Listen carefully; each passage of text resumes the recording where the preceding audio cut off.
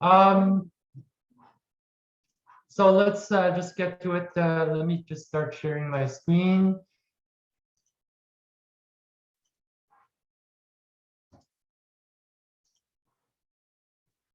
All right, so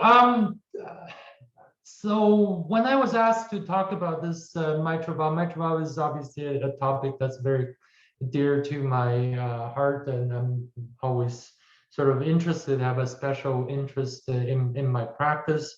I think for the time that we have, it's probably not something that I want to delve into a lot of the technical details, because really 45 minutes is not enough, but rather I think initially I thought the audience were graduating trainees, that I think it would be a good opportunity to give everyone a sort of a perspective from my own practice, how I approach, how I assess, how I look at, and how I conduct some of the surgeries, so that gives you an idea. One day you will be the one sitting in your office faced with a patient that's sent to you, and how do you take that patient from there to the end. That's how I would approach this. This is more a personal perspective, personal practice. Goals and objectives. I want to show some of the, how do I assess the patients that's coming in for the mitral valve. What are, again, I won't delve into details of the techniques, but I think some of the overall techniques that are available, and just some, pitfalls and traps that, again, we won't be able to cover all of it, but some of the more ones, just from my own personal experience.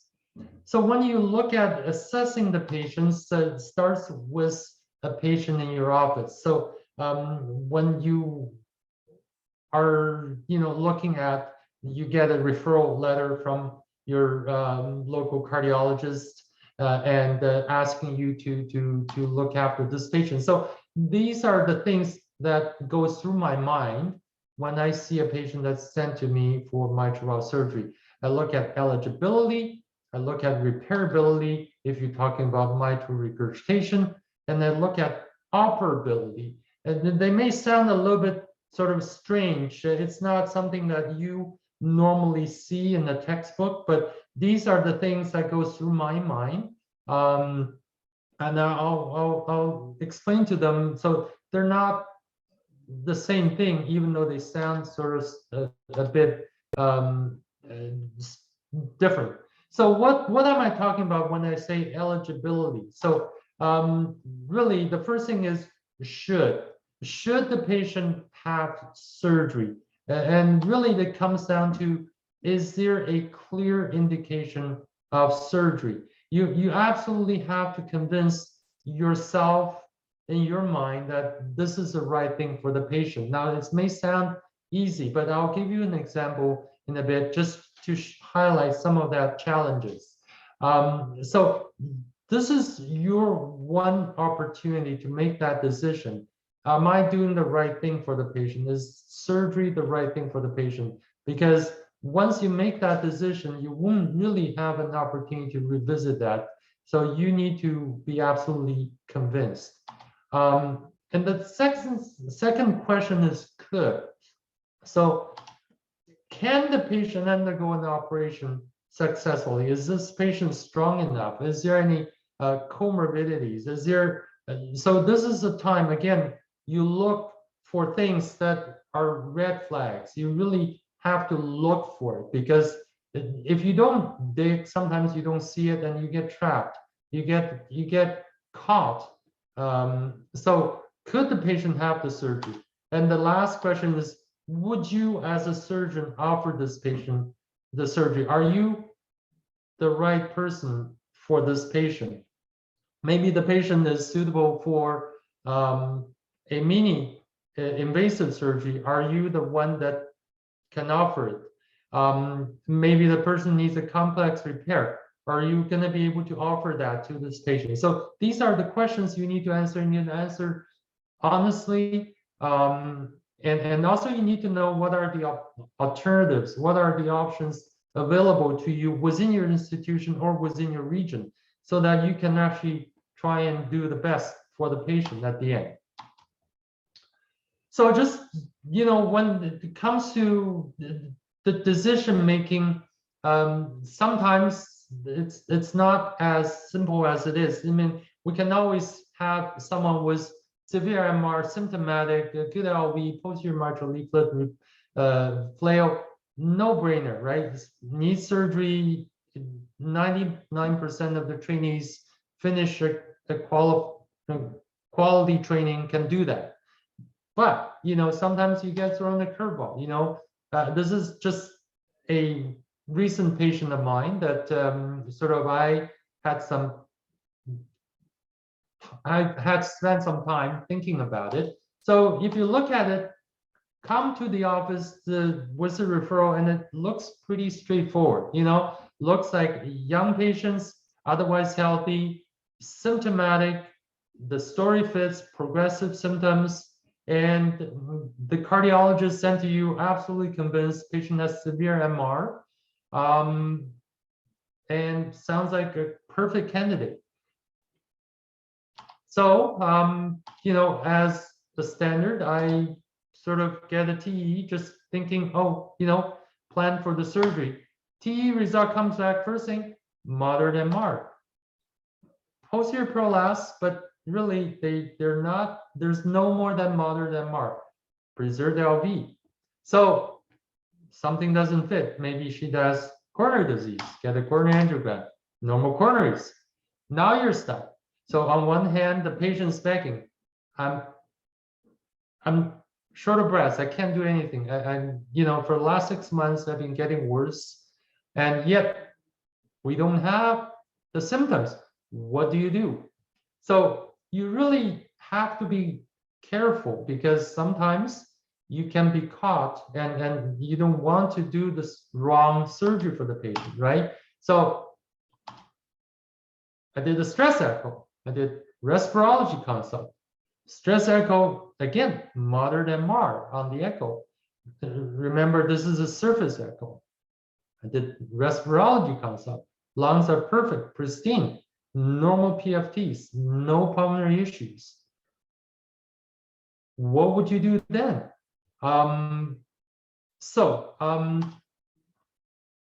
We had a trial medical therapy. It took a long time. It took a few months, sent her to heart function clinic, repeated echo. At the end, I was finally convinced that she was in heart failure. We did MRI, we did more stress testing, more TE. Eventually, begin to see that the regurgitation actually was more than what the TE was showing, and was all of the other workups, multiple clinic visits, and finally convinced that she does have symptomatic MR. Did the surgery, she had a mini mitral, did fine. She felt so much better. At the end, we did the right thing, but you got to be careful, because it could have been very easily the other way around. So convincing that patient is actually eligible for surgery is not always easy. And my point is, you got to take your time. You got to be really, really sure. So repairability. Now, what we're talking about mitral valve repair. So repairability, again, this is probably just more generic. So underlying etiologies, again, degenerative versus functional versus infectious. It does help you knowing what the underlying etiology is in terms of planning for your surgery. 90+% of degenerative MRs are probably repairable. Functional is debatable. Most of the functional MRs probably should not be repaired, even if you can make it competent in the OR. Although there are situations where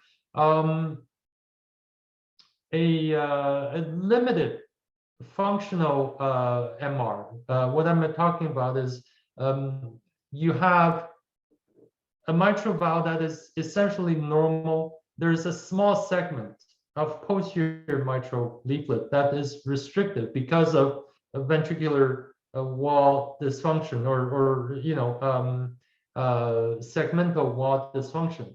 So those are the type of functional MRs that actually I would make an effort to repair. You could resect out the segment that is restricted, and then the rest of the valves are normal. And then if you revascularize the patients, you can actually get an excellent result with that. It's not the standard, not the most common one. It's the exception rather than the rule. And same goes to infectious. Endocarditis, most of the patients are not repairable simply because there's so much destruction, so much damage to the valve, to the leaflets. But you always look for the ones that are repairable, especially in the younger patients. Those are the ones that benefit the most from the repair. I've repaired multiple patients where you have limited segments of infectious destroying only a small segment of the leaflets, be it anterior or posterior, and the rest of the leaflets are fine. There's no angular abscess. Then you could make an effort to repair it. So knowing the underlying etiology gives you sort of a rough idea how hard you should try, what you should be looking for. And then you look at the anatomies. When I'm talking about anatomies, I look for leaflets, I look for the annulus, I look for subvalvular apparatus. We'll get into that a little bit more in detail later on. But so looking at the TE, planning out where the problem is, you should, before you go to the surgery, when you look at the echo images, you should have in your head your plan of surgery. What are the problems here, and what are you? What is your strategy of attacking this problem? If it's just a simple P2 prolapse or flail, it's simple. But what if you have multiple segments? What are your options? What are your fallbacks? What rings are you going to use? What strategies are you going to use? These are things that you should think about when you look at the TE before you get to the OR. The other thing is to look at other things, the LVOT size, angles, aortic valves, is there any AIs? These are all things will affect your outcomes eventually. And then it's the surgical exposure. So when I talk about surgical exposure, is when you look at the patient, you should make up in your mind what is the best approach to get to this person's mitral valve. Is it better through a mini thoracotomy? Is it better through a sternotomy? And the shape, the size, the location of the heart, the size of the heart, size of the patient absolutely makes a huge difference. Just to give you an example, if you have a skinny, tall male with a normal sort of shaped chest, it's much easier to approach it from a mini thoracotomy because you get wide open intercostal space. You don't have a lot of distance to go through. Then these patients are ideal for a mini thoracotomy approach. But if you have someone who's 5'6", a muscle builder, who's 250 pounds, muscular chest, thick, heavy bones, it would be impossible to go through the chest and get to the mitral valve. I had two patients that in my early stages of my practice, I persisted. I said, nah, I will be able to do it. I'll do my best. And I had to convert on both of those patients. But on the other hand, if you have someone who has a heart that's sort of moved towards the right side of the chest, for whatever reason, either had previous pneumonectomies or has some sort of anatomical anomalies where the heart is all the way to the right, and you try to approach that through the median sternotomy, it will be very, very difficult, because when you try to expose that, you're looking down the middle, and then you're looking up, trying to see your mitral valve. And it will be much harder to go through the sternotomy, and actually be easier through the mini thoracotomy. Whereas the reverse sometimes is also, you have someone who has a severe pectus. The anterior posterior diameter of the chest is so narrow that when you go through a thoracotomy, the heart is hiding behind on the other side of the chest, and you have no room to open up the left atrium through a mini thoracotomy. Then trying to do it through a mini thoracotomy will be very, very difficult. So when you look at the patient, when you look at the chest size, you should have a rough idea. What would be a better way to approach it? Doesn't mean that you should always do it one way or the other. You should be flexible. At the end, what's best for the patient is what you should be doing. Histories make a huge difference. I mentioned, someone had maybe a lobectomy or pneumonectomy. Someone had previous surgeries, someone had radiations. They all will change the difficulty of your exposure. If someone you're anticipating difficult exposure, you better have a few backup options when you take the patient to the surgery. What if you can't see? What if you can't see, you can't repair? So you have to anticipate your problems, your challenges. So I like to emphasize the importance of have a good approach. How to approach the heart, how to approach the mitral valve. And because if you don't see it well, you won't be able to do a good job. You either rushed or compromised, you ended up having a poor outcome. So again, what is the benefit of sternotomy? Sternotomy gives you options of doing everything. So if you need to do cabbages, you need to do other things, do an aortic valve, then obviously you don't have an option. You have to do sternotomy. But there will be ones that sternotomies will be difficult. Or if it's a redo, for example, patient had previous cabbages with patent grafts, then perhaps sternotomy will put the patient at higher risk. You have to go through some of the patent grafts, more dissections, injury to memories, and all of that. So mini thoracotomy is a very good alternative. It's suitable for most patients who just need mitral or mitral and tricuspid. It is less invasive. Certainly, it comes with all the benefits of a mini invasive surgery. It also gives you the option of avoiding previous surgical sites, the scarring and all of that. But there are challenges. There are times when mini thoracotomies are not suitable. Patient had previous pleuritis, pleural effusion, adhesions, previous thoracotomies, or body habitus. And we talked about that earlier. So then you can also think about, are there alternatives, hybrids? If someone needs mitral and aortic, and if it's a frail person, you don't want to do a sternotomy. Can you do a mini mitral? Can you combine that with a TAVR, or mitral mini with a PCI? There are different options. Again, think about these before commit. Now you decided surgery is the best thing for the patient. You take the patient to the surgery, and then before you actually get on with your surgery, you need to, again, go through a sort of defined steps to make sure that you're dealing with what you're thinking you're dealing.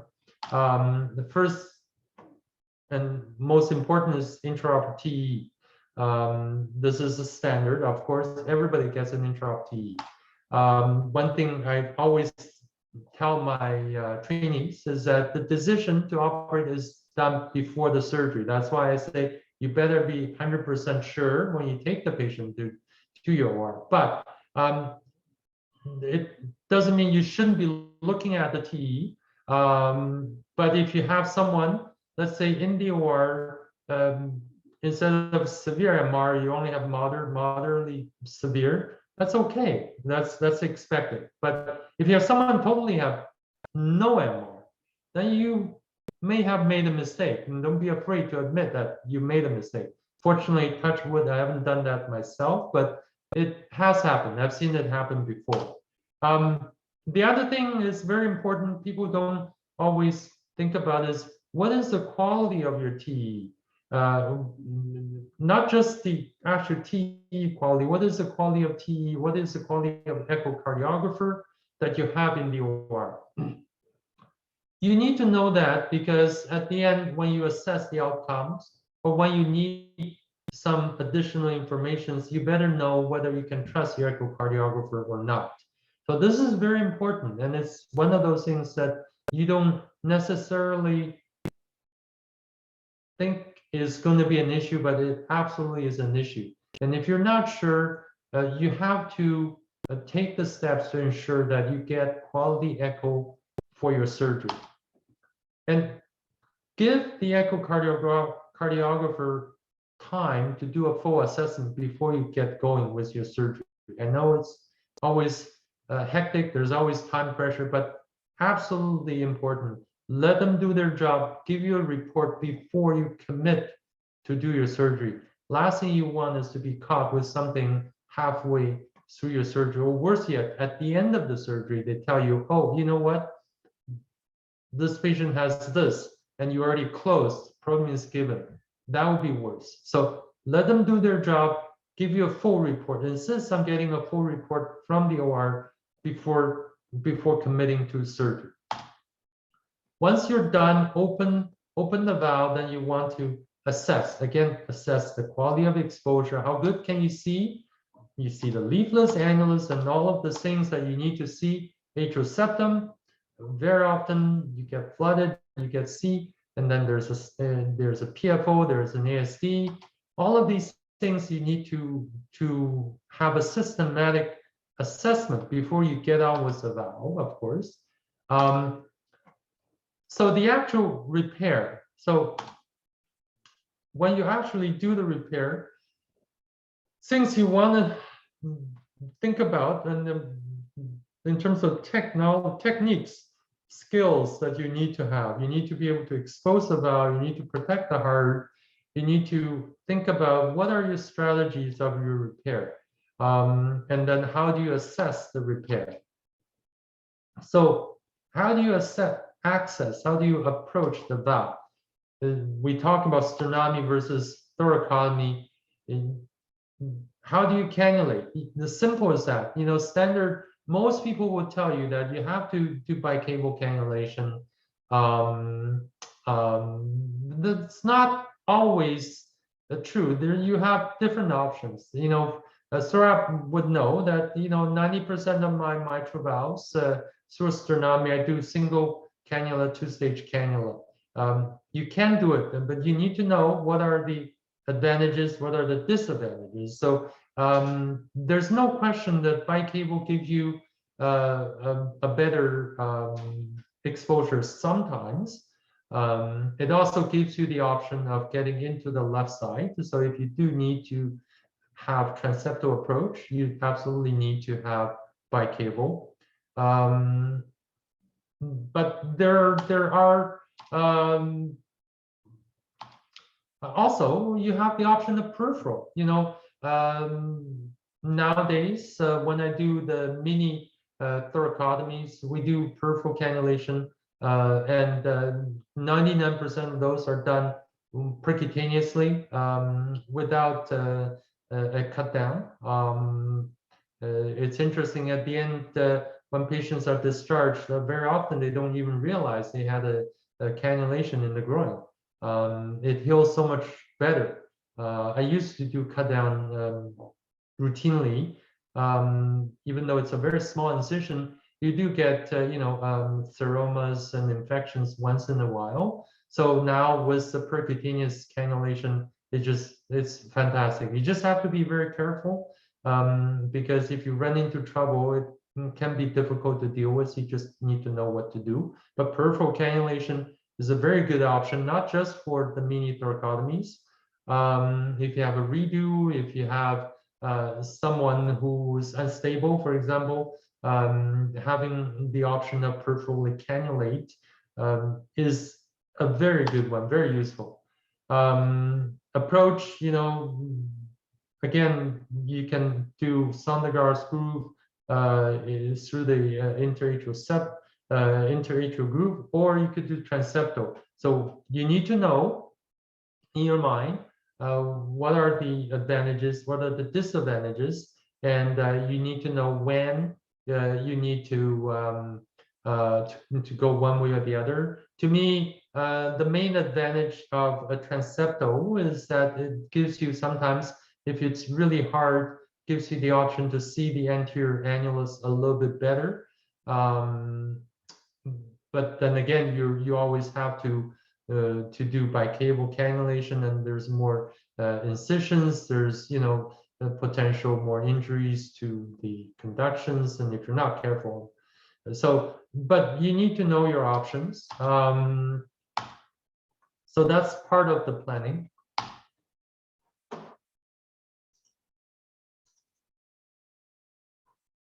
At the end, what you want is you want to be able to see all of this. So you want to see the leaflets, you want to see the cores, you want to see the pap muscles, the commissures. I apologize, this is not a very good picture, but this is what you want to see. Of course, no surgery is ever going to look like this except when you use a scope.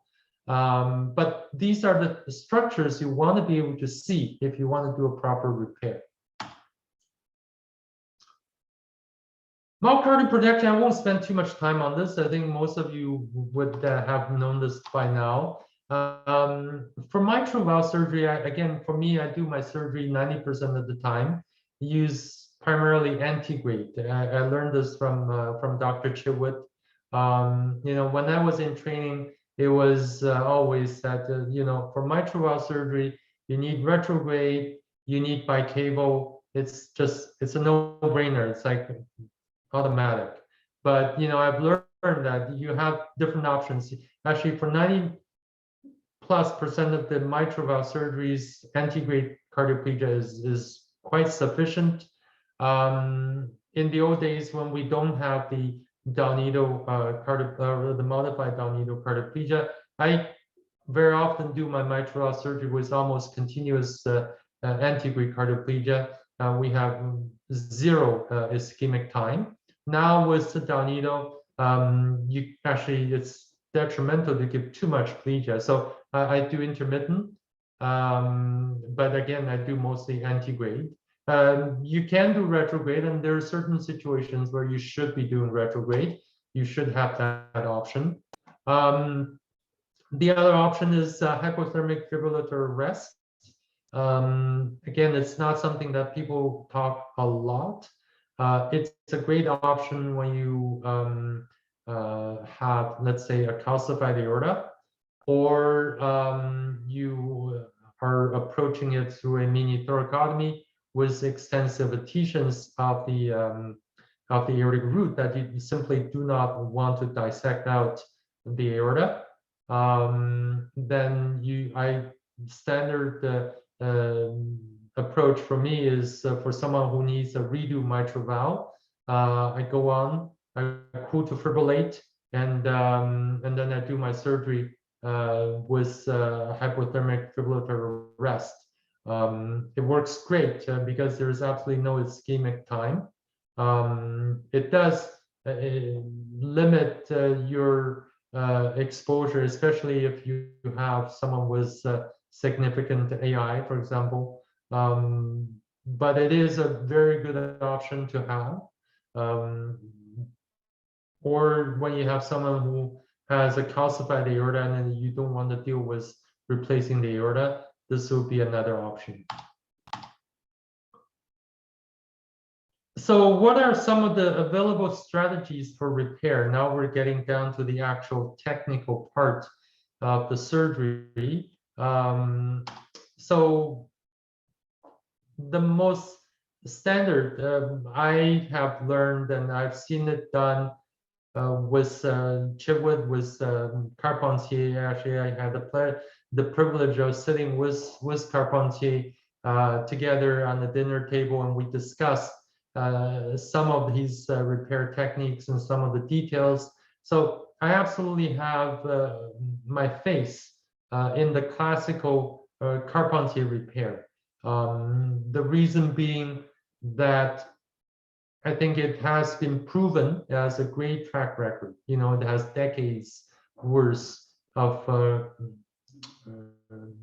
repair success, and even my, you know, in my relatively limited career, I have almost 20 years of the classical Carpentier type of repair, and I have been extremely satisfied with the outcome. Very, very, very few long-term failures, and I just don't see them coming back. And once they have repaired, they are durable, they function well. You know, once in a while I see a patient that had a repair 10, 12, 15 years ago. Not many that are coming back. The ones that do come back for other reasons, their valves are working great. So I have absolute faith in the classical resective type of Carpentier repair. But there are alternatives, and I do also use the alternative, the non-resective type of repair. And we'll talk a little bit about what are some of the reasons to use one way or the other, and what are some of the advantages or disadvantages. So in terms of the classical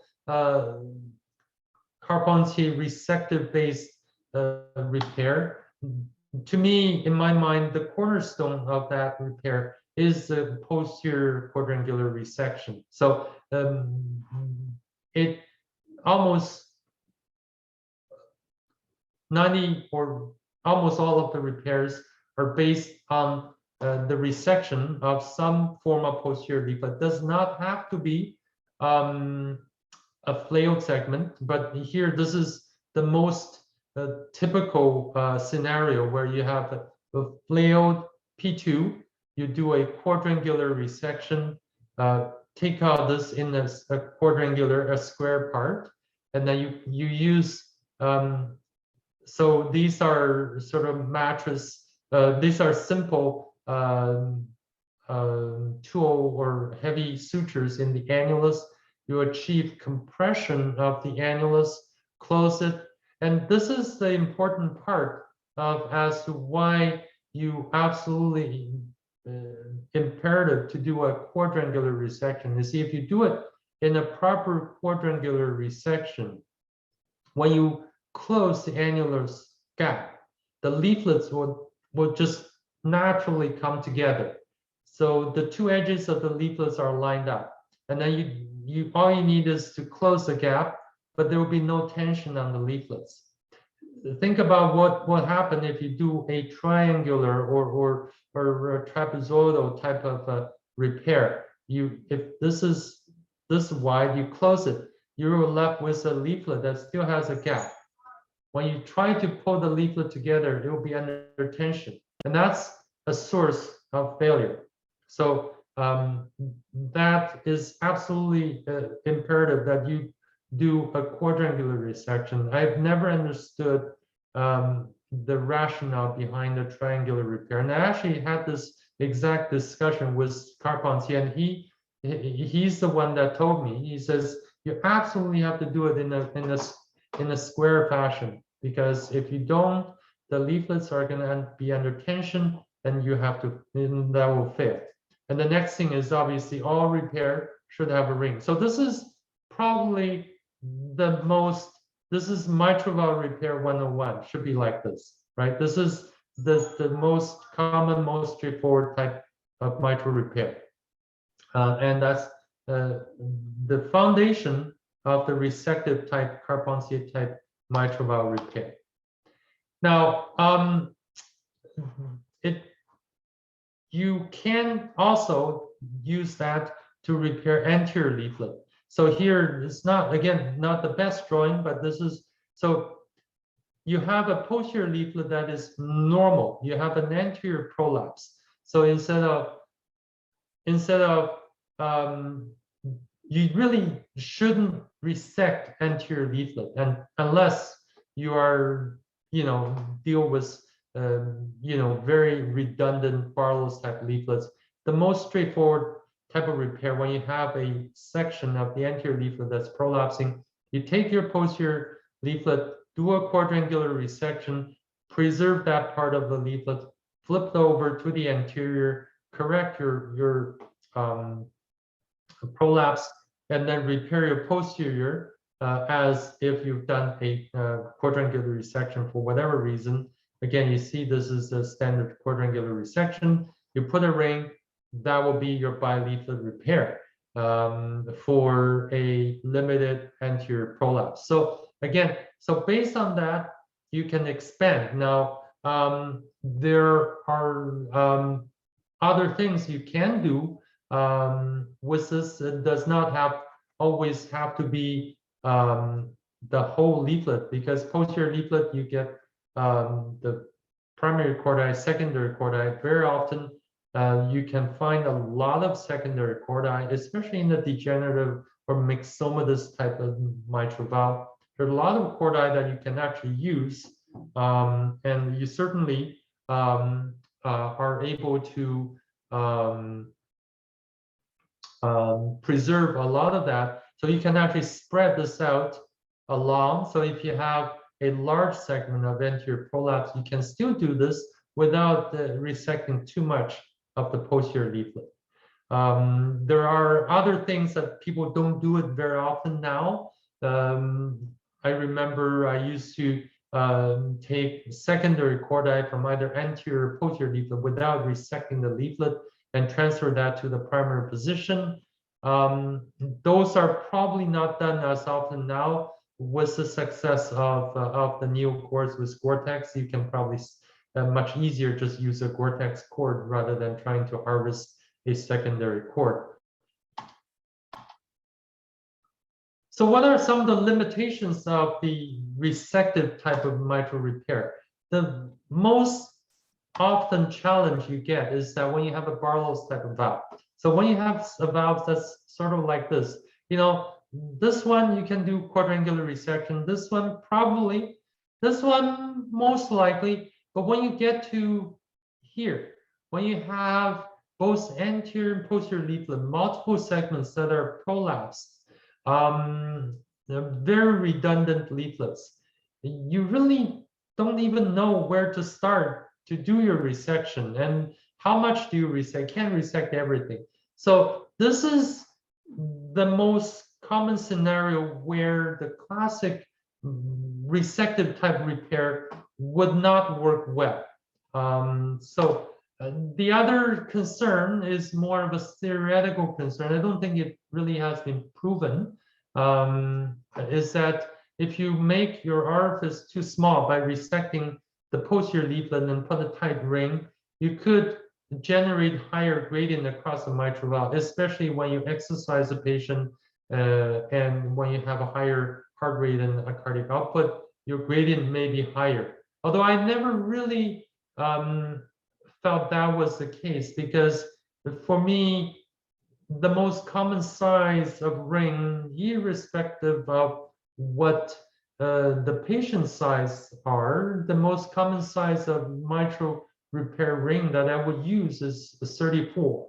Half of the rest, half would be 36, probably a little bit, a few will be 32, even fewer will be 30 or smaller. Almost, they have to be very, very small patients. So when you have a 34 size ring, doesn't matter what size the patient is, you're not going to get gradient across that valve. So I don't think that is a valid reason, although that has been used as a justification for not doing resection. So what are some of the options of non-resective repair? Primarily, it will be based on cortex cords. So this is what we're talking about here. So you have ruptured cords here, papillary muscle. So basically, you put the cortex cord through the papillary muscle, and then you use that to replace the native cords.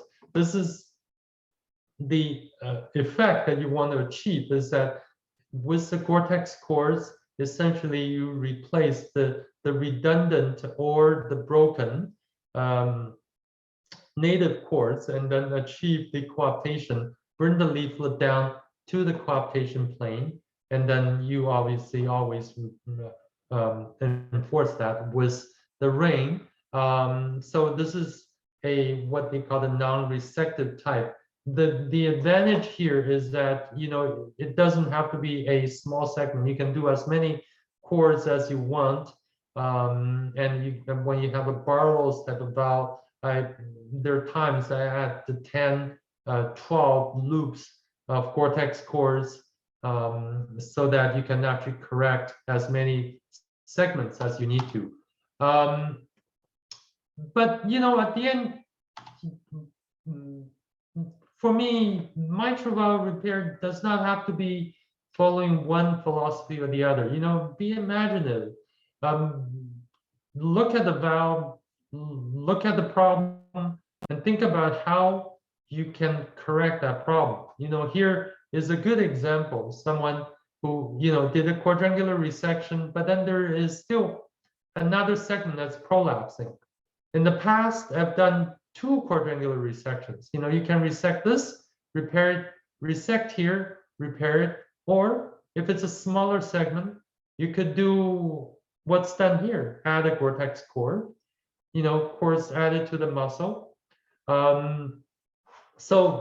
But at the same time, keep it simple. You know, sometimes the simplest solution is what's working the best. So don't try to complicate things. So that would be my advice. Start with things that you understand well. Start with the simple things, and get more comfortable. And always think about, what are you dealing with? What are you trying to achieve, and make it better. And at the end, your goal is to have a valve that is functioning.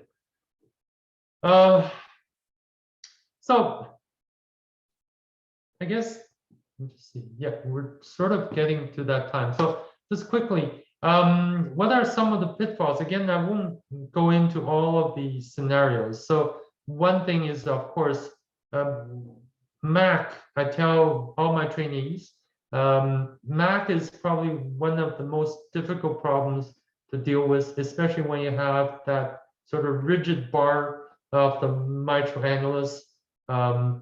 Those are the highest mortality scenarios that you can deal with. And you need to recognize that. You need to know that you're in for a challenge, and you absolutely need to have a plan to tackle it.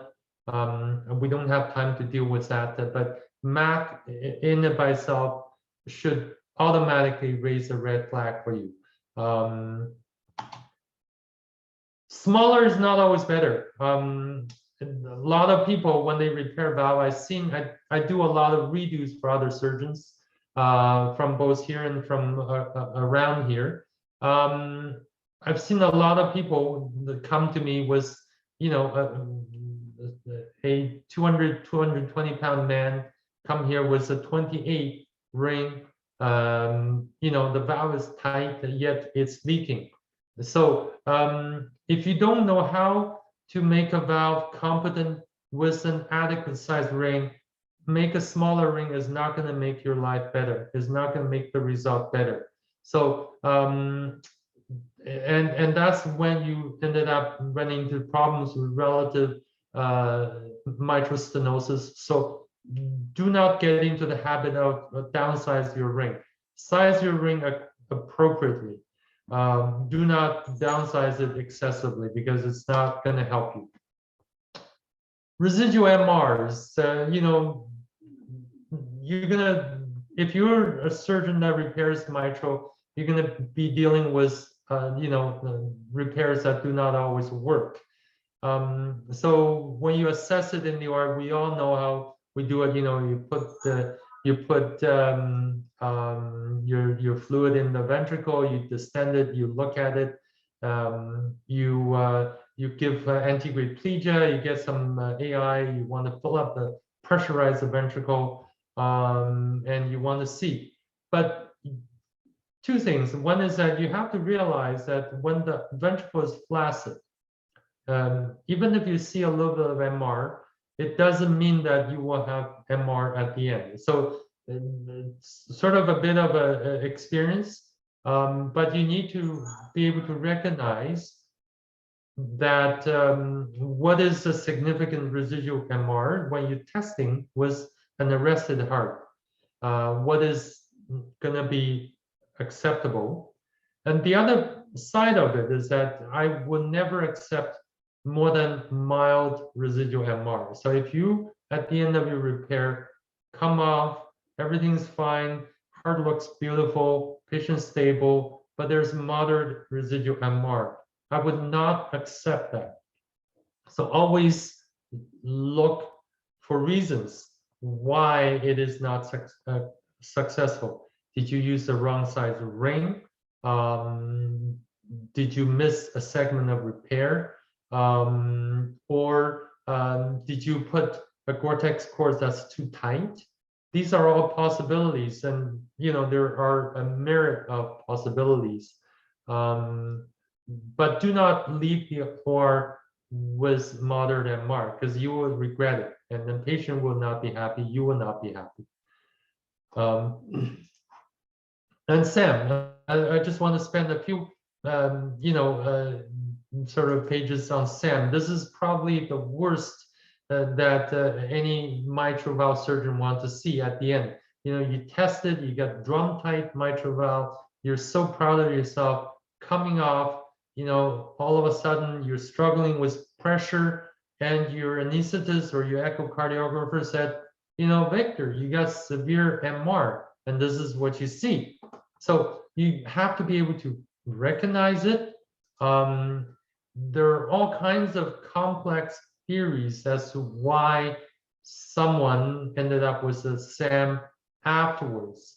But to me, my best advice is, of course, size your valve appropriately, size your ring appropriately. Do not undersize it. That's one of the reasons. And to me, in my personal practice, again, this is not very well documented, is that posterior to anterior leaflet chordal transfer almost 100% eliminate the SAM post-repair. And as Saurabh said, I do around 100 mitral valve cases. Most of those are repairs. And I get a case of SAM once every few years. Just almost never happens. So this is how you can look at it. This is the best picture I can come up with. So if you think about, this is the anterior leaflet. This is how you get SAM. Anterior leaflet gets sucked into the LVOT.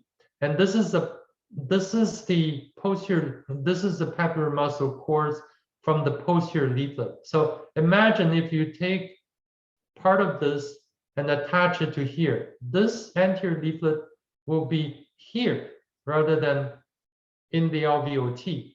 So when I routinely transfer posterior leaflet cords or posterior cords to the anterior leaflet for almost 90+ of my repairs, I just stop seeing SAMs anymore. And it's great. I think one of these days we're gonna be looking at the data, and hopefully I can convince people that this is a worthwhile thing to do. But to me, I think that's probably the most important thing that you can do to avoid SAM. I think that's about the time. I'm sorry, I'm a little long. Any questions?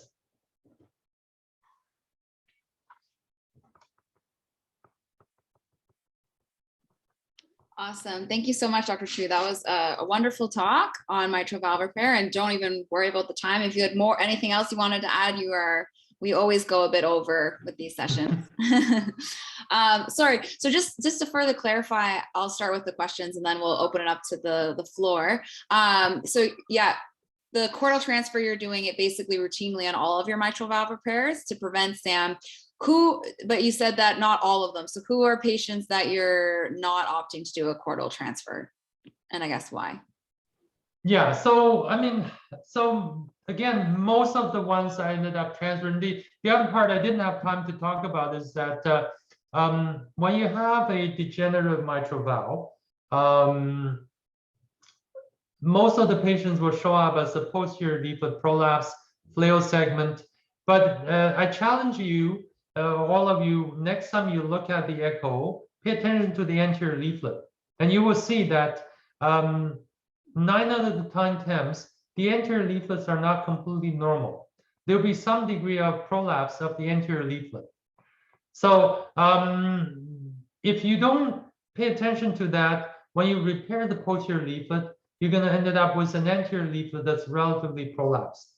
So I always make an effort to transfer some posterior cords. And the ones who I don't transfer, most of them simply do not have available cords for transfer. Either all of the cords are broken or there's just not enough. I need the cord for something else. And then in those cases, I sometimes put a few cortex cords to the anterior leaflets and attach them towards the posterior side of the papillary muscle. So almost always I would put something to try and prevent that excessive mobility of the anterior leaflets towards the alveoli. Thank you. I am looking forward to seeing your data and evidence from. Yeah, so Ahmed Makdoum, you have a question, you can go ahead and ask it if you like.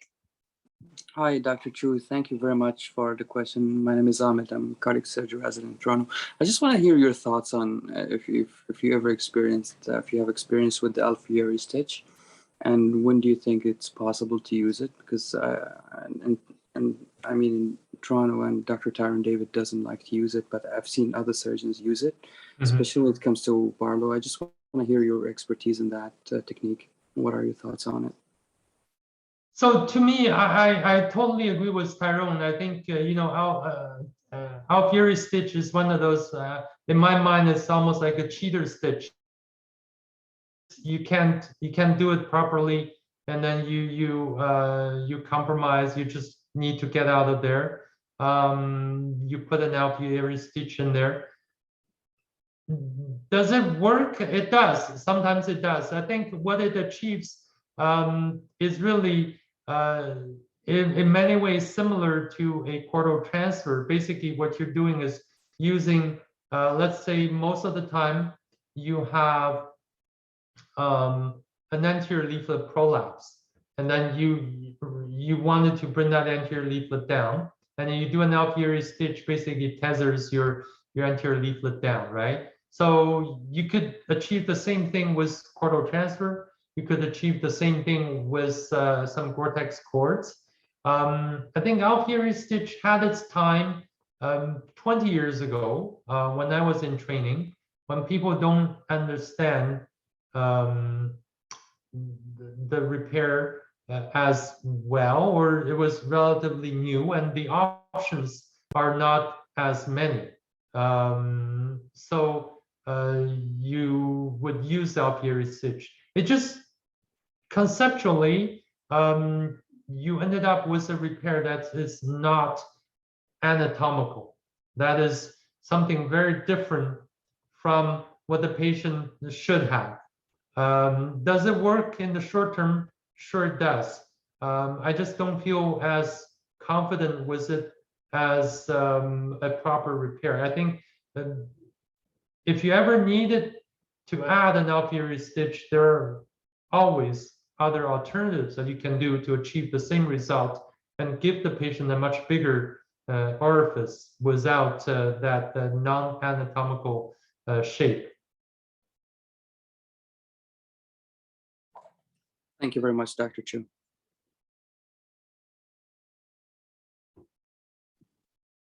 Any other Anyone questions? else? Let's see, there's some chats here. That was me posting my links. Okay. I do have one more question, Dr. Chu. So when No you're doing problem. your neocords, Mhm. what is your approach for measurement of the neocords? Because I know, I mean, look, the group here, hearing some other groups, they sort of, they measure their cords each time, but at the end of the day, usually it's the exact same length that they use for the posterior and the anterior leaflet. Mhm. And I'm just curious what your strategy is for that. And are you just kind of using a preset measurement for your anterior and posterior leaflet? Okay. That's a very good question. That's probably one of the most difficult aspects of using the neocords is how do you measure the appropriate length. There are some newer technologies that are helpful. There are, these sort of multi threaded stitches. There is a ring, I think, by Livanova, that's called 3D, or now they have I just saw the email, they have it now 4D record. I don't know where the 4 come from. So basically it helps you to size your cores to the height of the mitral annulus. So your cord is going to be as long as reaching the annulus. It helps you, and then it helps you achieve a sort of consistent length of your cord. Another thing I prefer, actually, I do not just a single loop of the cord. So usually I take one stitch, I do at least 2 loops, and then tie it off. The rationale is that, with 2 loops, if you make a little bit of mistake, it will be half by the time that the 2 loops are equalized. So you could do, I usually, when I do Gore-Tex cords, I usually do 2 loops, another 2 loops, another 2 loops, as many as I need to, but I always do double loops for them. In terms of sizing, unfortunately, a lot of that is experience, and you just get to know what would be a good size. There are these sort of calipers that you can use, and there are different ways. Some people make multiple loops on the caliper for the pledget, and then attach the pledget, and then use these multiple loops, and then use additional sutures, attach the loops to the edge of the leaflets. Different people have different ways. I try to keep them sort of the same, but yet at the same time, I want the plane of coaptation a little bit away from the edge. You don't want the valve to meet right on the edge. You want them meet like that. You have some sort of surface to seal off. And that's a balance between the length of your cord and the size of your annulus. So that part is sort of, you've seen a number of them, and then you get a feel what would be, and then the challenge is, of course, when you tie the loops down, it's very easy to slip too much, and then you ended up over tightening it. I've done that. I had to redo it because I over tightened it, and then it becomes restrictive, and then you actually have to redo it. You definitely can. It's more work, of course. Thank you. Are there any other questions from anybody in the group?